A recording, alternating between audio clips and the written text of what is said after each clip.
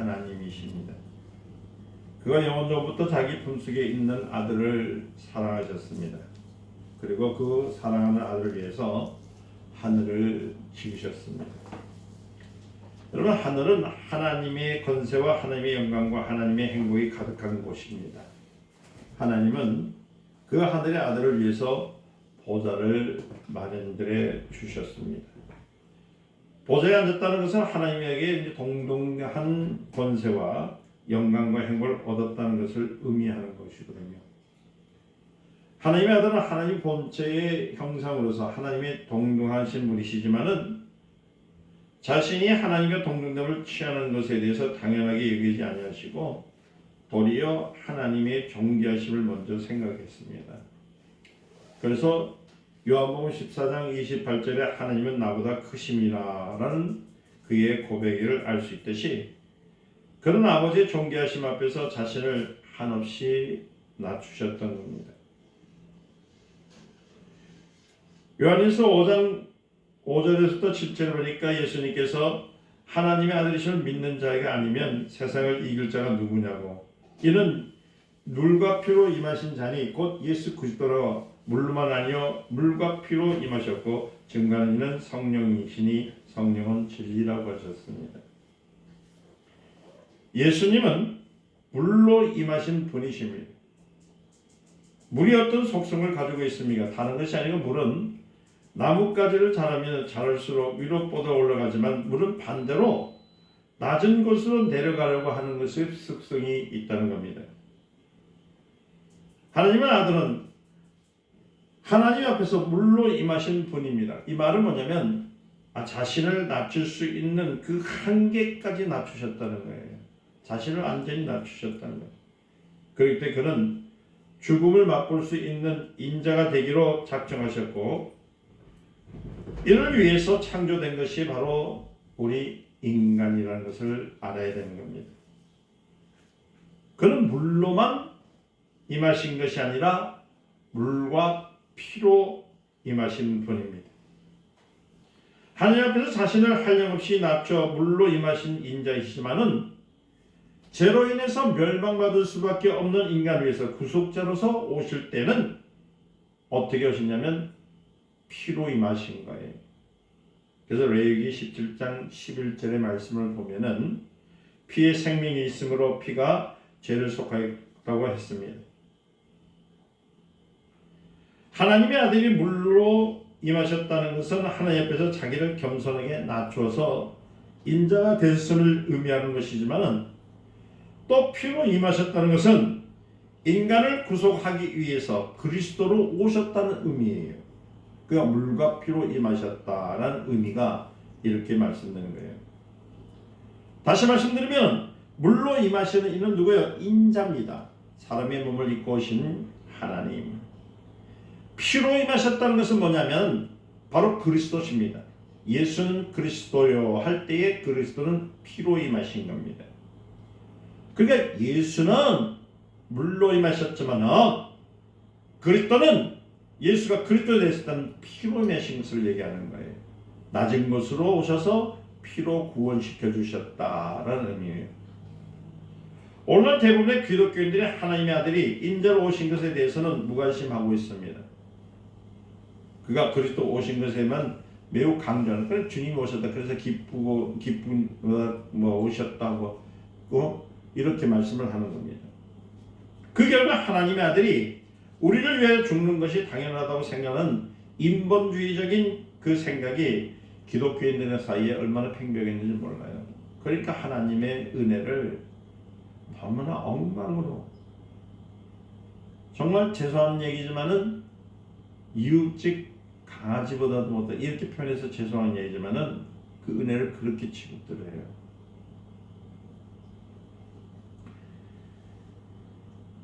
인본주의적인 생각은 우리로 하여금 하나님의 은혜를 잊어먹게 만들어요. 하나님의 아들은 본래 하나님 우편에 앉으실 하늘의 주권자이시잖아요. 그러나 그는 아버지와 동등됨을 취할 것을 여기지 아니하시고 자기를 낮췄다고 빌립보서 2장 6절과 7절 오늘 읽으셨던 말씀처럼 내용이 들어있잖아요. 하나님은 우주를 창조하시기에 앞서서 하늘을 창조하셨습니다. 그곳에 아들을 위해서 보좌를 베풀어 주셨어요.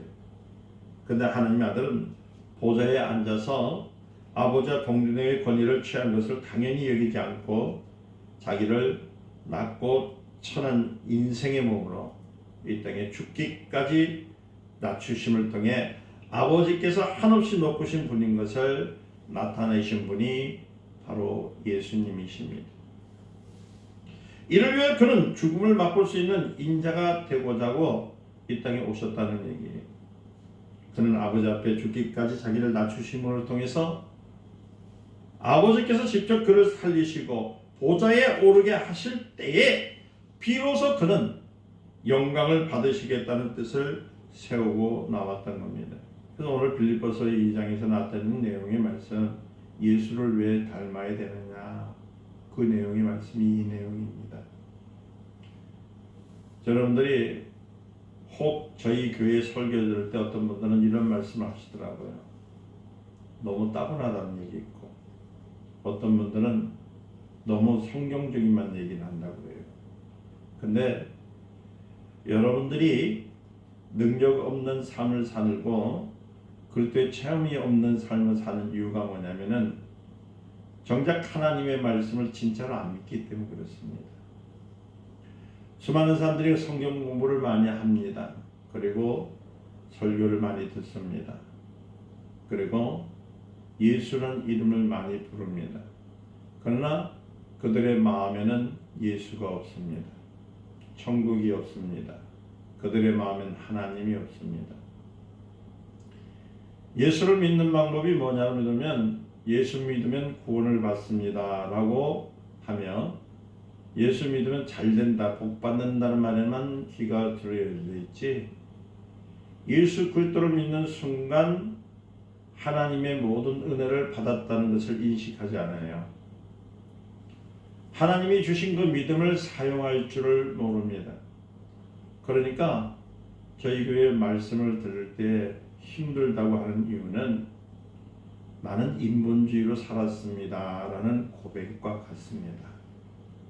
우리는 철저히 하나님 말씀에 순종해야 됩니다. 하나님 말씀을 그대로 따라야 됩니다. 하나님 말씀을 알려고 노력을 해야 되고 믿어야 되는 겁니다. 그래야 진짜 그리스도인이 될 수가 있어요. 수많은 사람들이 예수를 믿습니다. 그러나 정작 주님 앞에 따라가는 사람은 몇 명이나 될까요? 참 놀라운 것은 영원 전에 세우신 그의 뜻이 지금부터 약 2000년 전에 예수님께서 승천하셔서 우편 보좌에 앉으심으로써 드디어 성취되었습니다. 예수님이 맨 마지막에 십자가에 달려 돌아가실 때 뭐라고 말씀하셨냐면 다 이루었다고 했습니다. 그 고백은 빅토리입니다. 승리입니다. 완수입니다. 하나님의 아들이 죽음을 경험할 수 있는 인자가 되기로 작정하신 이상 그가 인자로 오실 수 있는 첩경이 필요했습니다. 그 첩경이 누구냐면 인간입니다. 이를 위해서 창조된 것이 바로 우리라는 겁니다. 인간은 누구나 출생과 죽음을 맛볼 수가 있습니다. 제가 계속적으로 천사에 대한 얘기를 좀 하는데 많은 사람들이 천사 얘기를 하니까 좀 오해를 많이 해서 이번 기회에 오해가 되지 않고 잘 사용하시는 여러분들 되시길 예전 축원드립니다. 이는 천사가 맛볼 수 없는 경험입니다. 천사들은 모두가 각각 만들어졌기 때문에 그들에게는 출생이나 죽음이 있을 수가 없습니다. 천사는 조상이 없습니다. 그리고 천사들은 자손이 없습니다. 그런데 요새 인터넷상에서 보니까 네필림이 천사가 내려와서 자녀를 낳았기 때문에 네필림이라고 이렇게 성경을 해석하는 사람들이 있더라고요. 이것은 무엇을 말하고 있냐면은 바로 하나님의 천지 창조에 대한 하나님의 역사를 부인하는 일입니다. 하나님께서 천지 창조를 하셨을 때의 그 사항을 귀로는 듣고 또 여러분들이 글로는 읽었을지는 모르지만은 그 심령 속에 천지 창조가 그려지지는 않았다는 거예요. 그러니까 말씀을 오해하고 있는 겁니다. 하나님의 아들이 죽음을 맛볼 수 있는 인자로서 오시기 위해서는 뭐가 필요하냐면 출생과 죽음이 필요합니다. 그래서 우리가 창조되었던 이유는 첩경으로 쓰기 위하여. 무엇을 쓰기 위해서요? 첩경으로 쓰기 위해서. 물론 처음에 우리 그 의도 있지만은 하나님은 우리의 형상과 우리의 모양대로 사람을 만드셨을 때는 하나님의 자녀를 삼으시기는 첫 번째 계획이 그때부터 있었다는 겁니다. 인자가 되는 하나님의 아들에 대해서는 히브리서 2장 9절에 보니까 이렇게 말씀합니다. 오직 우리가 천사들보다 잠깐 동안 못하게 하심을 입은 자 곧 죽음의 고난을 받음으로 인하여 영광과 존귀로 관쓰신 예수를 보니 이를 행하시는 하나님의 은혜로 말미암아 모든 사람을 위해서 죽음을 맛보려 하심이라고 했던 겁니다. 죽음을 맛봤다는 건 뭡니까? 인간의 몸을 입고 오셨다는 거예요.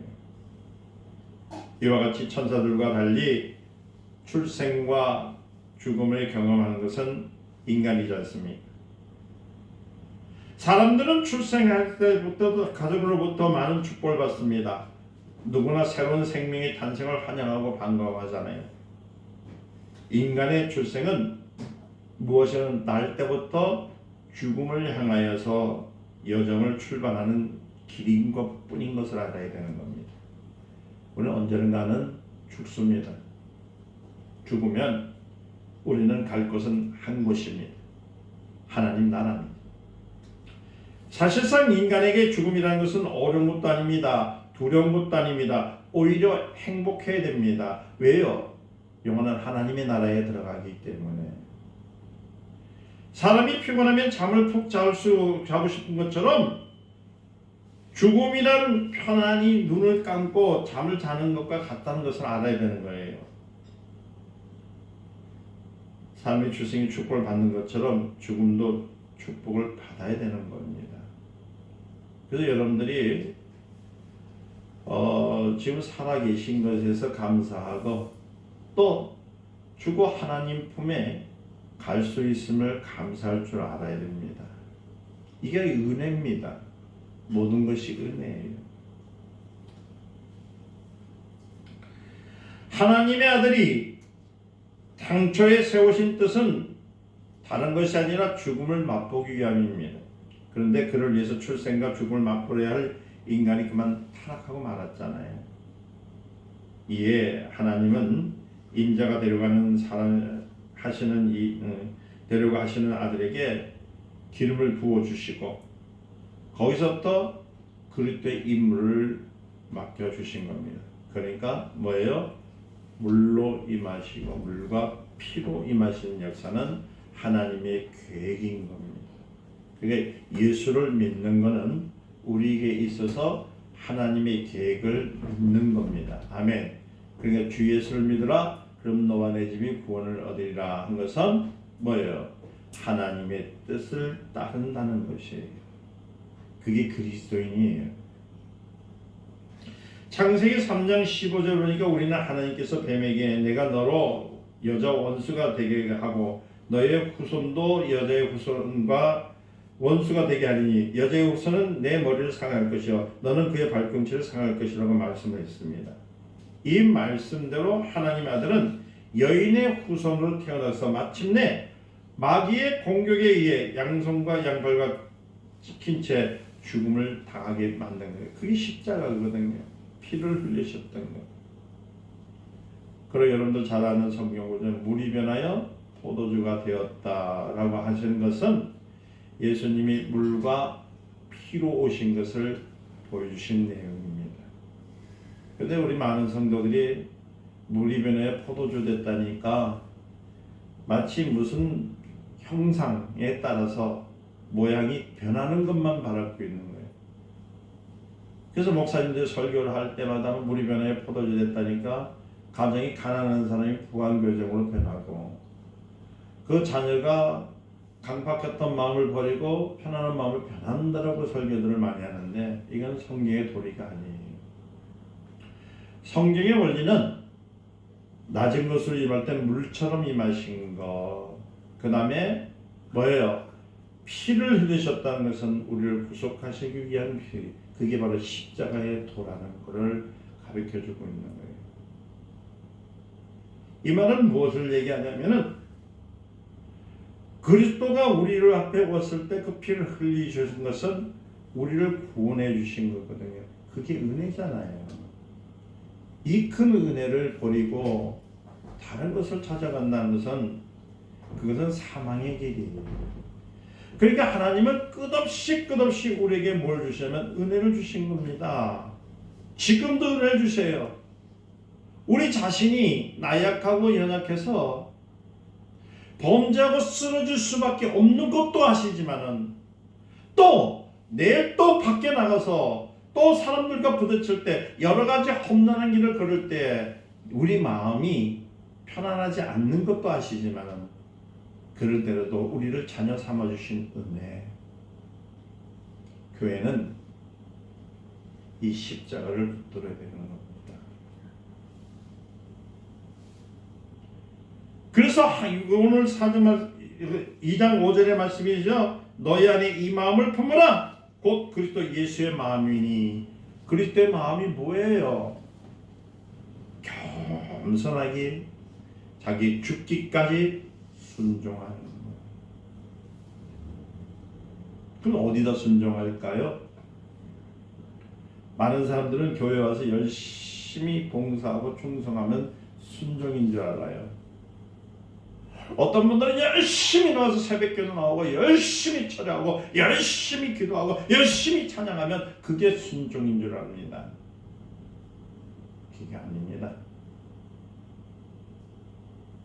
바로 하나님의 말씀을 우리가 믿는 것이 순종입니다. 아멘. 여러분들 성경책에 나타난 일들 믿으세요? 정말로요? 거짓된 사람들이에요.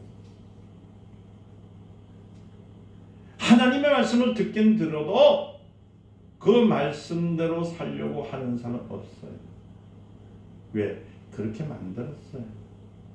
인본주의가 무서운 것은 결국은 공산주의를 만들어버려요. 공산주의보다 더 무서운 것은 뭐냐면 그게 바로 사회주의입니다. 사회주의의 끝은 인간이 신이 되는 겁니다. 우리나라 좀 많이 복잡하죠? 힘들죠? 전부 다 뭐냐면 인본주의적인 사고방식 때문에 지금 이렇게 흘러가고 있는 거거든요. 결국은 신이신 하나님을 찾는 것이 아니라 사람을 의지하고 사람의 계획을 따라가고 사람의 목표를 향해서 충성하는 사람들을 만들어가는 거잖아요.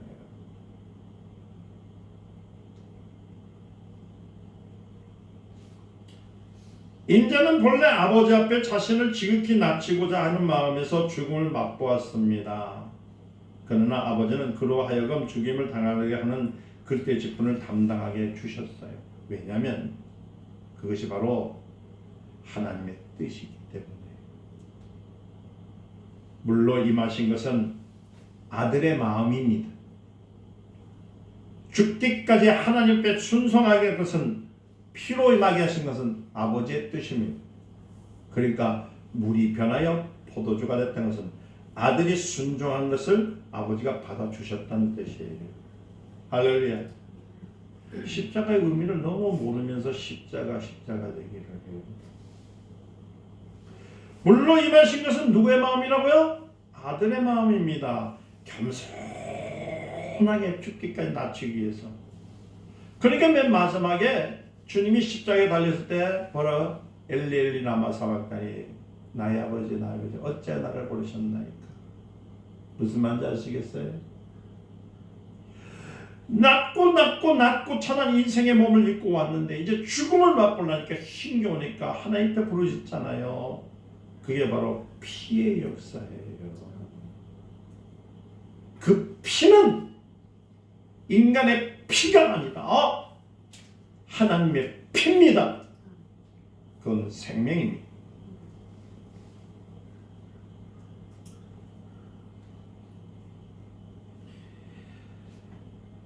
아들의 마음과 아버지의 뜻이 하나 되는 순간 십자가가 되어지는 거야.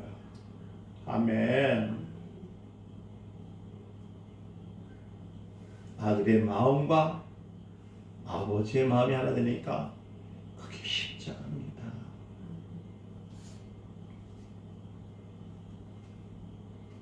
그 순간 인자가 십자가에서 고난을 받는 순간이 되어버리는 겁니다. 그리고 이것을 증거하시는 이가 누구라고요? 성령 하나님이세요. 우리 안에 낮고 천한 인생을 오신 예수의 마음, 아버지의 마음을 기억하게 하시고 순종하게 하시는 분이 누구라고요? 성령 하나님. 성령은 인자가 하나님의 아들이심과 그리스도이심을 증거하는 거예요. 그래서 가나안 혼장체에서 물을 떠왔는데 순종하니까 뭐가요? 포도주가 되잖아요. 물이 변하여 포도주가 되는 거예요. 할렐루야. 오늘날 우리 구원도 순종해야 돼요. 죽기까지 순종해야 됩니다. 어디에요? 말씀에. 근데 하나님 말씀은 안 들어.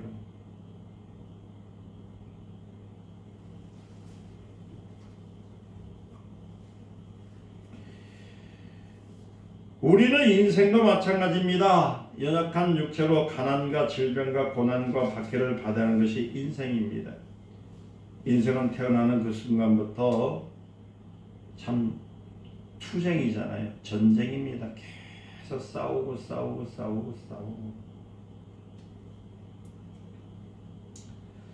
죽을 때가 끝까지 그 투쟁 속에서 육체는 행복을 찾을 길을 찾질 못해요. 여러분 어린아이들 보면은 참 철이 없다 하잖아요. 그 말은 뭐냐? 마냥 해맑잖아. 왜? 뭐 내일 어떻게 되든 뭐 옆집에 불이 나든 그냥 친구들랑 놀면 헤헤헤 하고 웃고 다니잖아요. 그렇죠? 해맑게 뛰어다니고. 그러나 그 아이들도 어느 시간 컴컴한 시간이 되면 두려움이 옵니다. 무서움이 옵니다. 인생은 청년이 되어도 괴롭고 장년이 되어도 괴롭고 늙어도 괴롭고 괴롭지 않는 인생은 아무도 없어요. 다 괴롭습니다. 저도 영혼이 행복한 것이지 육체는 많이 힘들고 괴로워요. 탄식합니다. 전도서 1장 2절과 3절 보니까 전도자가 가로되 헛되고 헛되며 헛되고 헛되니 모든 것이 헛되도다. 인생이 채울 수 있는 건 그건 없어요. 행복은 인간이 스스로 찾을 수 있는 길이 없다는 겁니다. 사람이 해 아래 수고하는 모든 수고가 자기에게 무엇이 유익한 거라고 했습니다. 해 아래 있는 모든 것이 헛되다고 했습니다. 성령은 우리에게 예수 그리스도 안에서 행복, 영원의 행복, 하나님의 아들로서 영광을 받을 영원의 행복을 누리라고 말씀을 주셨던 거예요. 그러니까 우리 행복을 어디서 찾으라고요? 하나님의 말씀을 보고 찾으라는 거예요. 이 땅에서 육신이 행복을 얻으려고 예수를 믿는 사람은 어리석은 사람이야. 그러니까 자꾸만 교회들 큰 교회에 뭐 분위기 좋은 교회, 먼 교회를 찾아다니지 말고 하나님의 말씀을 알 수 있는 곳을 찾으라는 얘기예요. 그게 생명의 길이거든.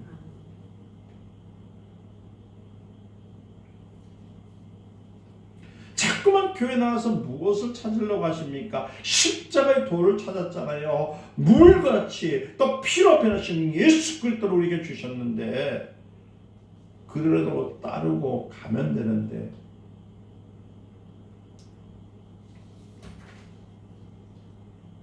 우리는 그래서 행복한 자입니다. 아멘. 그래서 여러분들 행복을 누리려면 어떻게 하느냐? 하나님 말씀을 보냈죠. 그 말씀 보라면 또 우리 한국 사람이 아니라 우리 교회가 그렇게 가르친 거야. 창세기부터 계시록까지 막 읽어가지고, 근데 읽었으면 자기가 읽었지 그걸 또 자랑을 안 해. 나 열독했다고.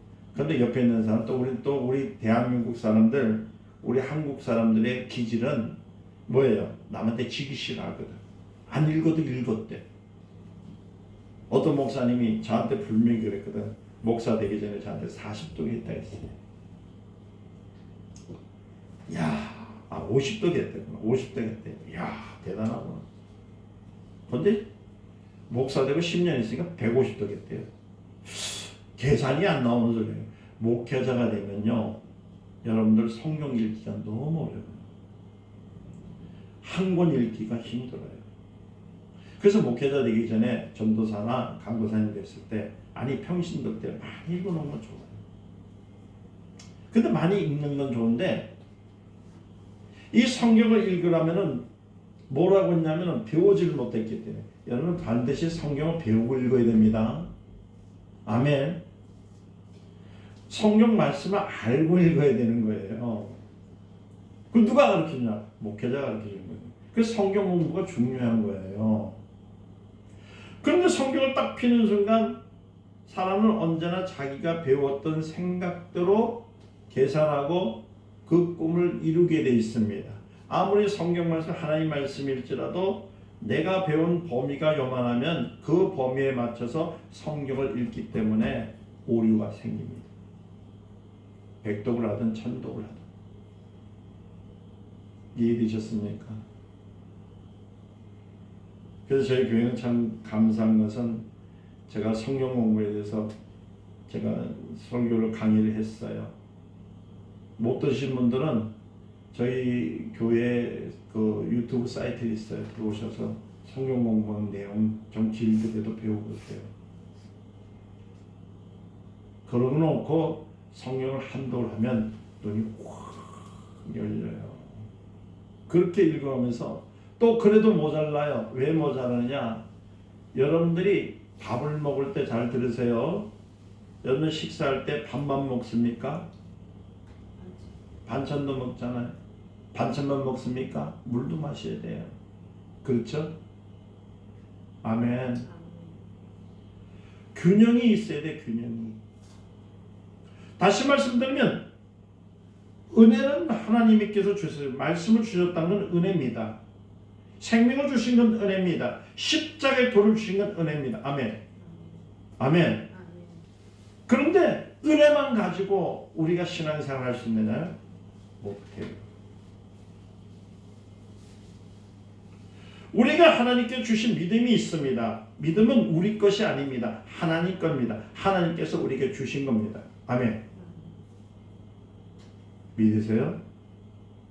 이것을 내 것으로 만들어야 돼요. 그래서 은혜와 믿음이 균형을 이루어야 됩니다.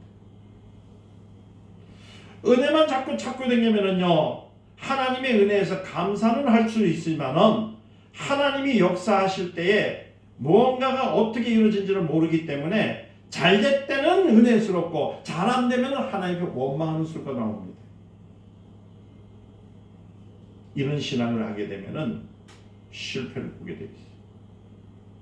믿는 사람은 뭐든지 믿는다고 합니다. 믿습니다 합니다. 하나님이 하신 말씀대로 따릅니다. 물이 변하여 포도주가 됩니다. 할렐루야. 우리는 하나님께서 오래 했으니까 뛰어들어가서 물 위로 걷습니다. 합니다. 그러면 죽습니다.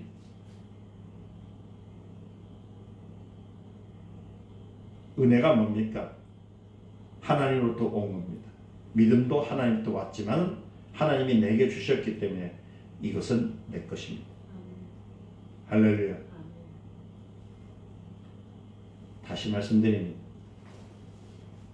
하나님의 말씀은 은혜로 주셨다는 것은 뭐냐면 창세기부터 계시록까지의 역사하시는 것을 그냥 보여주신 것이 아니라 이러한 사람, 이러한 역사, 이러한 일을 때 하나님이 개입하실 때 어떻게 개입하셨는가를 보여주셨다는 겁니다. 그러니까 여러분들이 성경을 읽을 때에 그냥 그렇구나라고 읽지 마시고 하나님의 말씀을 내 마음속에 꿈으로 만드시기를 예수님을 축원드립니다. 한 예를 들까요? 제가 좋은 예를 하나 드릴게요. 오늘날 믿음이라는 것은 뭐냐면은 하나님이 주신 믿음입니다. 제가 아까 조금 전에 설명했지만 이 믿음을 가지고 하나님의 말씀, 은혜의 말씀을 믿어가지고 그 말씀이 그대로 되어지는 것을 바라는 것이 믿음이 되어야 되는데 오늘날 믿음은 뭐냐면 내가 하나님의 믿음을 갖고 있다 해서 이 믿음을 가지고 내가 바라는 것들을 이루기 위해서 애를 쓰니까 응답이 없는 거예요. 집 주세요.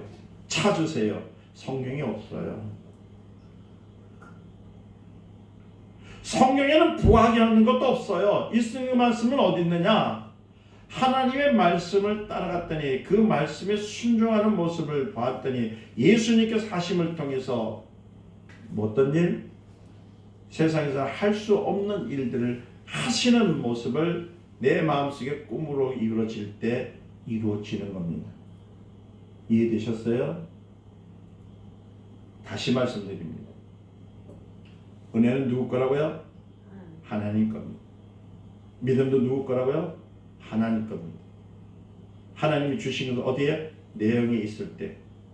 그러면 이 믿음이 어떻게 생기느냐면 하나님의 말씀이 사실인 것을 그 꿈으로 보고 아멘 내가 고백하고 그를 믿어졌을 때 믿음이 되어지고 이 믿음이 내 안에 왔을 때 하나님의 하신 일을 보며 세상을 향했던 보는 게 아니고 하나님의 하신 일을 보며 세상과 환경을 명하여 변하게 할 수는 있다는 겁니다. 그때 하나님이 하시는 거지 무조건 믿습니다는 신념일 수밖에 없기 때문에 실패를 볼 수밖에 없어요. 오늘날 많은 교회들이 성도님들에게 희망을 많이 주셨습니다. 소망도 많이 줬습니다. 그리고 긍정적인 사고방식도 많이 주었습니다. 그러나 그건 믿음이 아닙니다. 진짜 믿음은 그리스도의 마음처럼 겸손히 하나님 말씀에 순종하는 거예요. 다시 말씀드리면 이제 결론적인 얘기입니다. 예수님께서 분명히 말씀하십니다. 마태복음 16장 13절과 17절에 뭐라고 하냐면은 너희는 나를 누구라 하느냐 묻습니다. 자, 성경에서 물었습니다. 할렐루야. 오늘 주님이 지금 여러분들에게 묻습니다. 너희는 나를 누구라 하느냐? 그러면 여러분들 어떻게 대답하십니까? 그때 베드로가 고백을 합니다. 주는 그리스도시요 살아계신 하나님의 아들이십니다. 아멘. 그 사실을 고백할 때에 그냥 고백이 한 것이 아니라 예수님을 참 하나님으로 누가요? 베드로는 믿었던 겁니다. 여러분들이 하나님을 참 하나님으로 믿으려면 어떤 말씀을 들으면 성경의 하나님의 말씀을 믿어야지 세상적인 사람의 말씀을 들어서는 되지 않는다는 얘기예요. 이해가 되셨습니까? 생명의 말씀이란 성경의 말씀을 그대로 순종하는 겁니다. 그럴 때 하나님의 역사가 일어나기 시작하는 것이지 인간의 생각으로 인간의 계획으로 인간의 열심으로 무엇이 이루어진다고 하는 것은 자기가 하나님이 되려는 인본주의적인 사고방식이 들어있는 거예요. 그건 신앙이 아닙니다. 그건 종교인입니다. 그는 천국에 올라갈 때 천국문에서 노 하고 빡김을 다룰 수 있는 그런 일들이 생길 수밖에 없어요. 그래서 예수님이 분명히 말씀하셔서 너희들이 덮든지 잡든지 아주 미지근하지 말라는 말은 뭐냐면 하나님을 믿으려면 정확히 믿으란 말이에요. 말씀을 온전히 믿으란 말이에요. 그것이 네 꿈이 되고 네 삶이 되고 너의 모든 목표가 되어라. 그러면 하나님이 역사해 주신다는 거예요. 이해되셨습니까? 오늘 많은 사람들이 강명에 서서 입을 벌리기만 하면 그것이 모두 하나님의 말씀인 줄 알고 있는데 착각하지 마세요. 하나님의 말씀은 예수님께서 하나님의 아들이신 것과 그가 보내신 그리스도이심을 증거하는 말씀입니다. 아멘. 오늘 전 세계 기독교회가 보편적으로 직면한 문제가 뭐냐면 이 강단에서 윤리적인 교훈은 쉽게 전하는 반면에 하나님과 그가 보내신 예수 그리스도에 대한 증거를 접하기가 너무 힘들기 때문에 진짜 그리스도인을 만나기 힘들다는 거예요. 그래서 요한복음 15장 26절 27절에 내가 아버지께로 너에게 보낼 보혜사 곧 아버지께로서 나오신 진리의 성령 오실 때 그가 나를 증거할 것일 것이요. 다시 말하면 누가 증거하는 것이 아니라 누가요? 하나님이 증거하시는 거예요.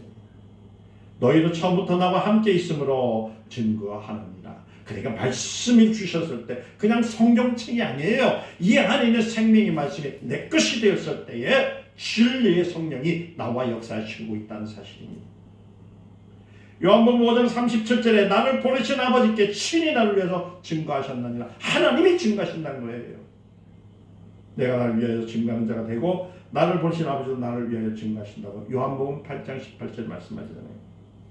또 요한복음 5장 39절 보니까 그러니까 하면 그는 너희가 성경에서 영생을 얻은 줄 생각하고 성경을 상고하거니와 이 성령이 곧 내게 대한 증거라. 그러니까요. 강대상에서는 예수 위에는 다른 것이 없습니다. 예수의 예유 위에는 예수의 피밖에는 증거할 것이 없습니다. 우리가 증거할 것은 예수님의 그가 물로 임하신 하나님의 아들이시며 피로 임하신 그리스도인 것을 증거하는 것이 교회라는 겁니다. 하나님의 아들이 물로 임하셨어요. 자신을 낮추셨다는 겁니다. 우리 인생도 생경전 또 그가 피로 임해서 그리스도가 되심을 통해서 인생이 영생을 얻게 되었다. 다시 한번 묻습니다. 여러분들 누가 만드셨어요? 여러분들 인간을 누가 만드셨어요? 왜 만드셨어요? 하나님이 심심해서요? 일할 일꾼이 없어서요? 아들이 없어서요? 아니에요. 제가 오래전에 신학교에서 그렇게 가르쳐줬어요. 뭐라고 했냐면 이 세상을 하나님은 만드실 필요가 없으셨다. 그런데 왜 만드셨느냐? 바로 아들, 하나님의 아들 예수 때문에 만들었다. 그럼 우리 인간 누가 만들었냐? 하나님 만들었다. 왜 만드셨느냐? 아들을 위해서 만드셨다. 아멘. 그래서 우리를 만드시고 그냥 내어두신 것이 아니라 자녀 삼아주셨다는 이 얼마나 감사해요. 이게 은혜잖아요. 그래서 여러분들은 지금 시대에 세상을 보지 마세요. 세상의 흐름에 넘어가지 마세요. 오직 말씀을 보세요. 하나님의 생명의 말씀을 잘 들으세요. 하나님의 생명의 말씀을 들을 수 있는 것이 여러분들에게 복입니다. 생명의 말씀 위에 다른 것을 듣는 것은 나로 하여금 하나님의 나라에 가는 것을 막는 길이에요. 그러므로 빌립보서 2장 5절 말씀 뭐라고 했어요? 예수 그리스도의 마음을 품으라. 누구의 마음을? 예수 그리스도의 마음을. 할렐루야. 시편 1편 1절에 보니까 우리에게 오만한 자의 자리에 앉지 말라고 했어요. 베드로전서 5장 5절에서 6절에 보니까 젊은 자들과 이와 같이 장로들에게 순복할지어다 서로 겸손으로 허리를 동이라. 하나님이 교만한 자를 대적하시되 겸손한 자를에게서 은혜를 주시니라. 겸손이 뭐라고요? 예수를 닮는 겁니다.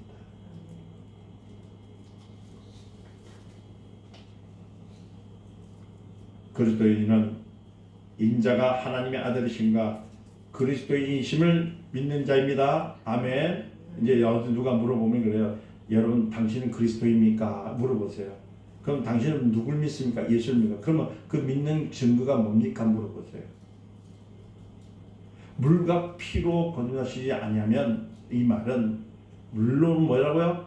겸손하고 또 피의 구원이 있어야 되는 거예요. 아멘. 오늘 여러분들 겸손하세요. 겸손하세요. 겸손하세요. 말씀에 겸손하셔서 하나님의 나라에 이르기까지 또 이르러서 하나님의 영원토록 겸손히 주를 섬기며 살아시기를 주의 이름으로 축원드립니다. 감사 영광을 받아주시옵소서. 주의 이름을 높입니다. 영광 받아주시옵소서. 예수님의 이름으로 기도드렸나이다. 아멘.